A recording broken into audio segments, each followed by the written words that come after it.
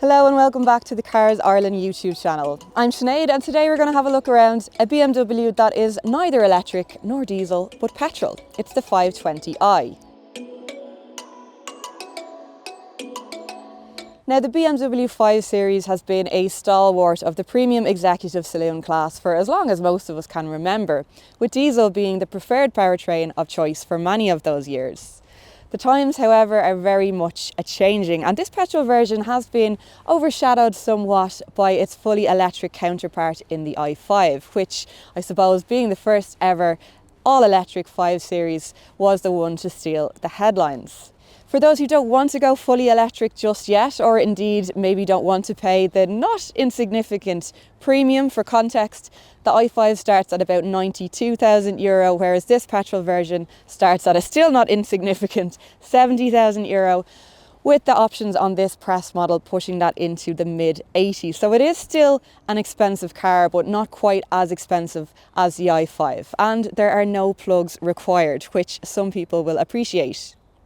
So we'll start off with our usual practicality tests, and the boot measures in at a respectable 530 litres, which is 10 litres more than the last 5 Series, but still 10 litres shy of the new Mercedes E-Class.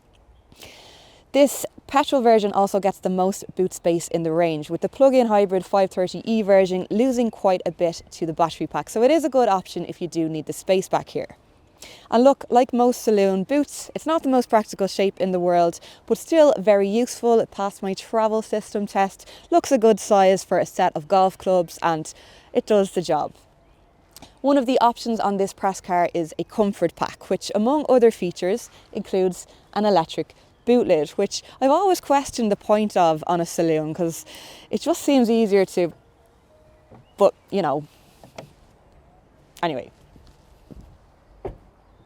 Space in the back is impressive, and there's enough room, I would say, to sit a tall adult in front of another tall adult in comfort. That is set to my driving position, and I am 167 centimetres for reference.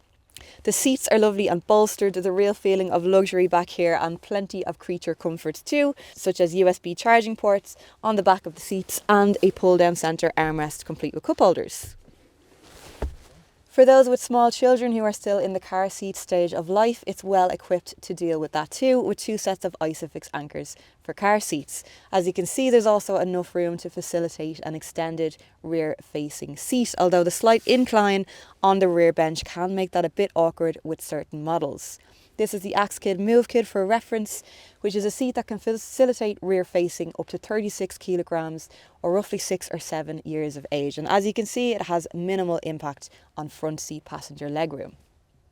The front of the 5 Series has always been a pleasant place to be, and this latest version is no exception. It is laden down with all the latest tech. You've got this great widescreen touchscreen infotainment system, complete with all the functionality you might expect. The most relevant these days, I suppose, being your phone connectivity. So it does come with wireless Apple CarPlay and Android Auto as standard, which is great when it works, but it does have an awful habit of disconnecting, and it can be quite annoying having to repair your phone every time you get back in the car. When it is working, however, it is a joy to behold. You've got all the ease of Google Maps, plus some pretty impressive graphics to display the artwork of whatever music or podcast you might be listening to. It's also got the infamous gesture control.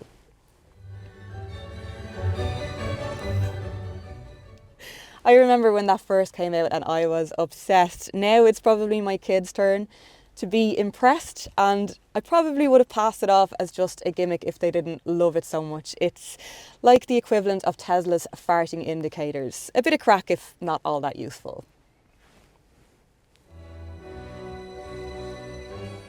No, I actually still do love it. A quick word on spec and tech. I'm not going to list out every feature because I'd be here a long time, but believe me when I say you do at least get a lot of bang for your buck. Standard features on this M Sport model, which believe it or not is the standard model, include things like 20-inch alloy wheels with those red brake calipers. You've got the light up grille, M Sport suspension and spoiler, M Sport steering wheel, heated seats and an amazing surround view parking system. So it does tick pretty much every box there in terms of luxury features. If you want to add to that again, then you've got a long list of options to choose from to add things like a heated steering wheel or electric boot lids and so on and so forth.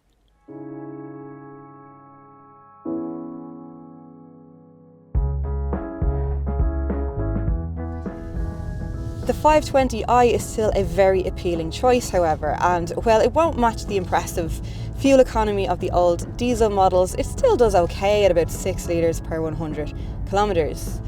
The power output of 184 HP feels more than adequate, and then that seamless automatic transmission makes for a really smooth and premium feeling drive.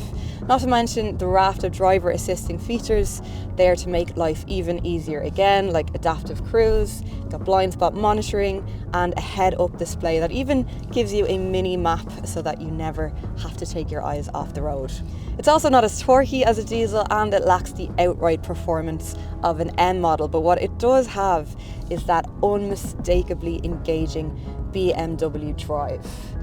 It handles supremely around corners and bends and is superbly well insulated in the cabin, both from any outside road noise but also uneven road surfaces, even on this M Sport suspension. When it comes to driving dynamics in this class, the BMW 5 Series is still very much the one to beat.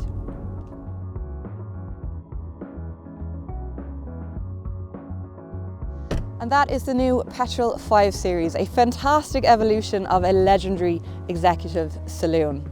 Now with more tech, bling and comfort features than ever before. Is it worth the spicy new price tag though? We'll leave that up to you to decide. Let us know what you think in the comment section below.